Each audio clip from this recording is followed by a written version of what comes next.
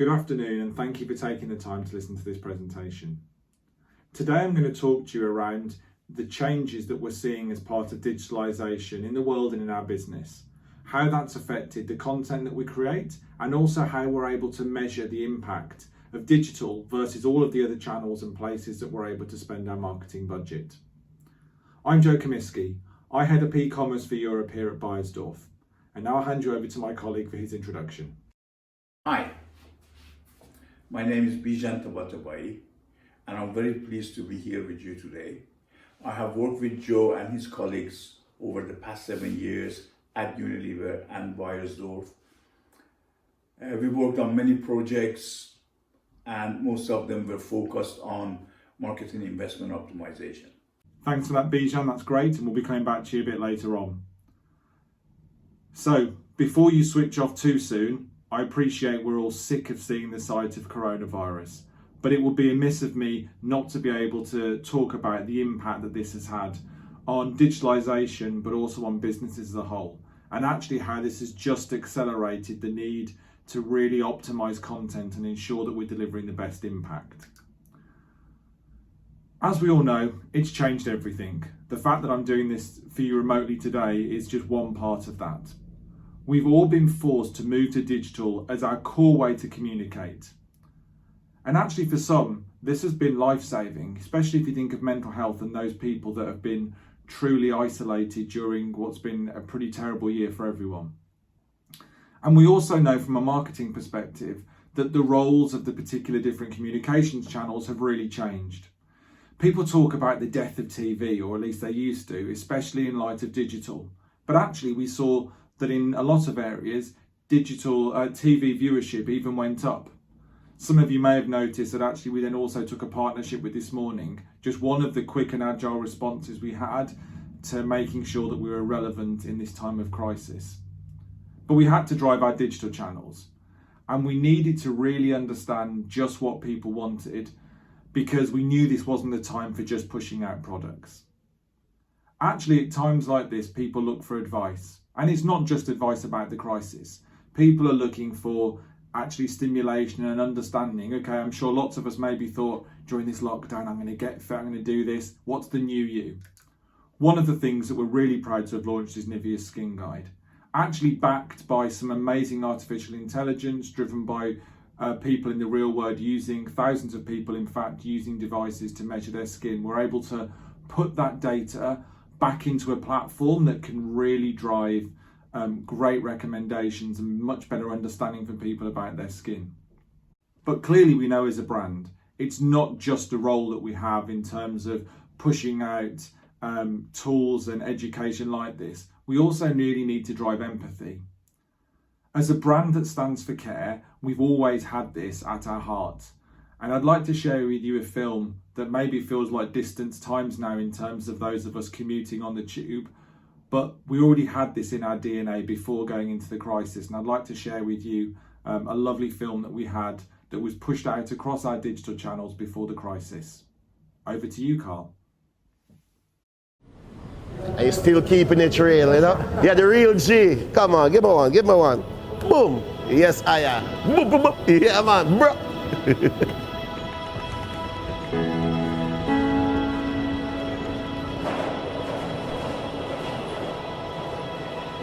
In life, you got to learn to care for each other. Anyone that come in my pathway, I show some love, you know? I just see myself as another human being who loves people, who gravitate towards people. This is a sunshine smiling train going all the way to Brixton. I give them a part of me. Build up your chest, one love. A smile is like one of your 5 a day, you know? I smile, you smile, the whole world smile. All we have to do is just see the best in each other. Enjoy your life and be happy, and don't let no one make it become sad and blue. Remember, life is too beautiful for that, you know? If you can make someone day better, but it's just a smile or a kind word, seeing the joy that can bring to the people, that's what made me happy. My name is Carl Downer. Make sure you go and keep it real.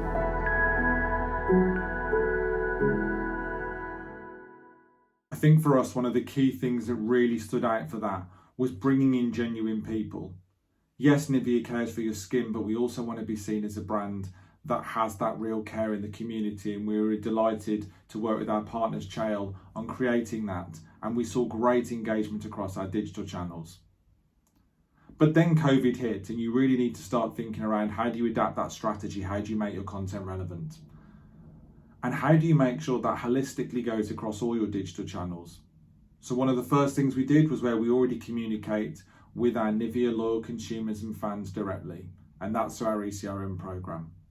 Actually, rather than just talking about products, we talked around how we could help them, how we could help them in mental health, how we could help them think about different inspirational ideas, how we could show and help them to feel thankful for some of the things that were going right. The movements that we saw with things like the NHS and the clapping for carers was a great movement, and as a brand we wanted to make sure that we also showed that we cared as part of this. And we know that our open rates and everything went up as part of this because suddenly we weren't pushing out a brand message. Now, don't get me wrong, we're still a business and we're still able to put product as part of it. Yes, there's hand sanitizers and Nivea has its own one now, but actually one of the big things on this was hand moisturizers. Suddenly people were finding their hands were really drying out. So we used communication to say, well, how can you help take care of your hands? And then we also drove that through to make sure that people could find us. Searches for hand moisturizers and hand cream went up massively. So we made sure that both on our website and also with our retail partners, we'd optimized our content to make sure that our products were then coming through on search results.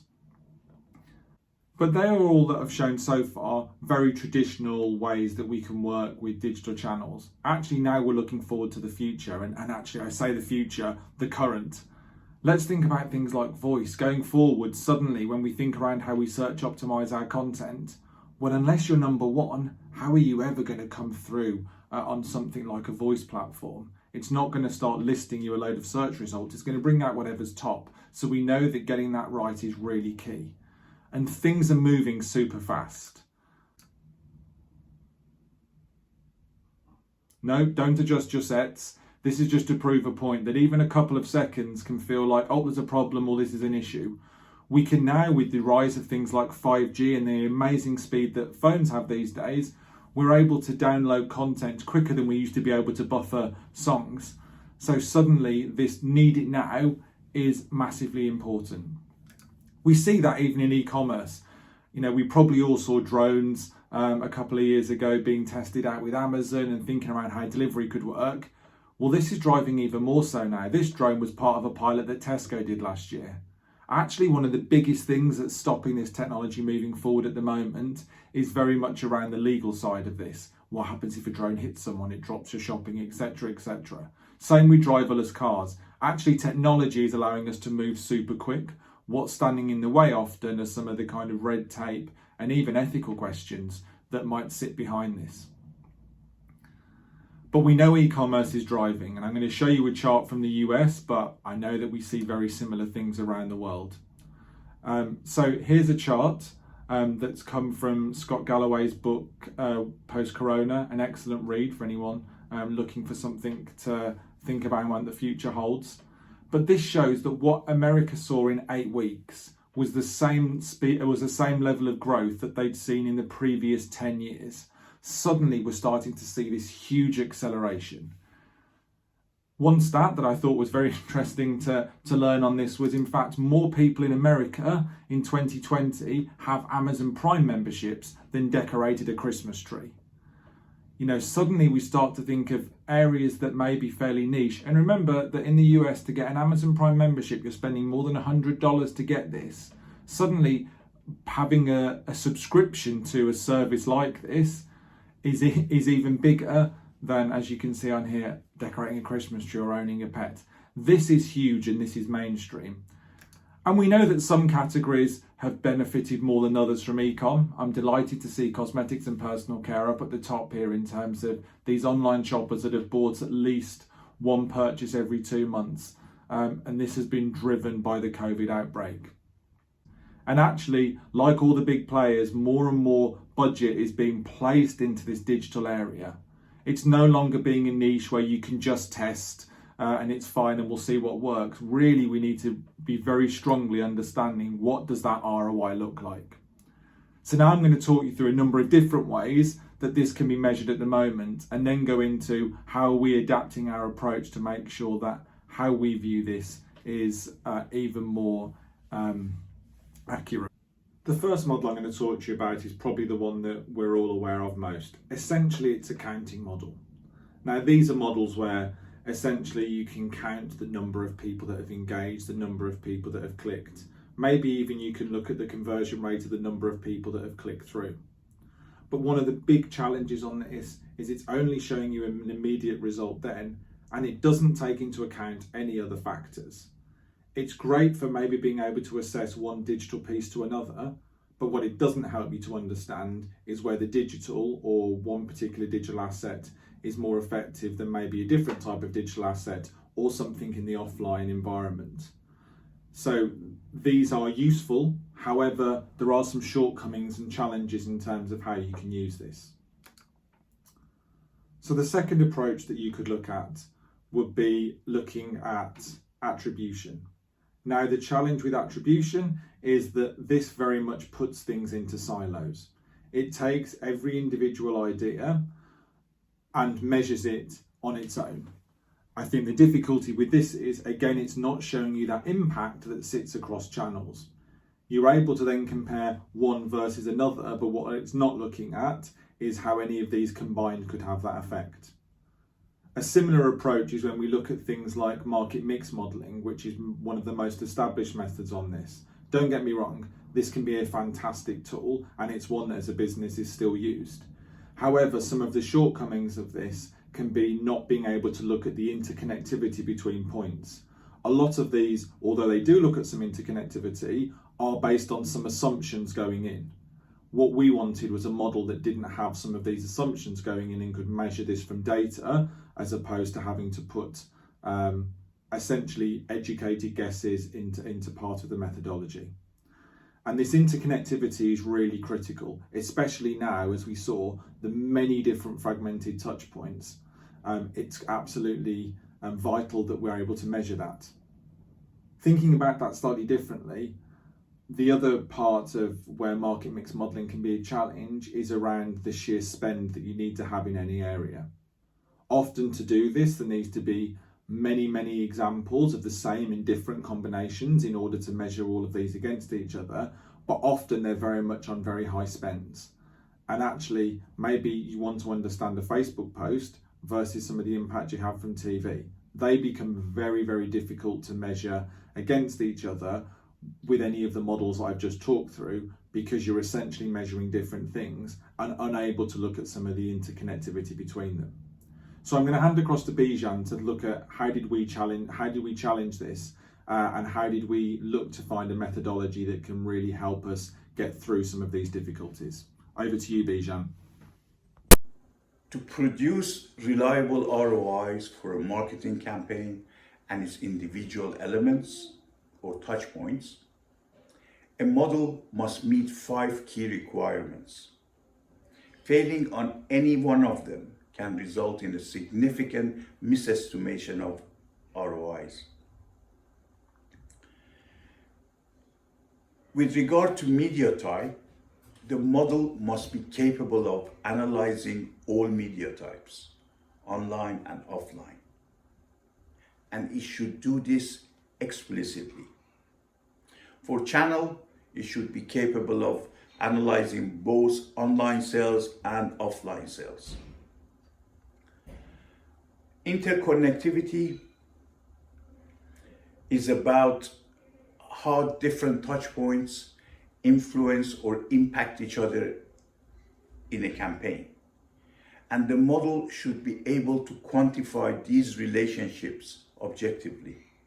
In other words, objectively measure and account for the indirect impacts of the touch point as well as its direct impact.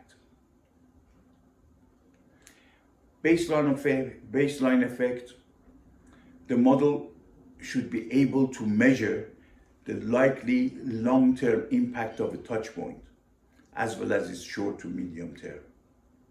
And this requires the model being able to work with dynamic trend patterns.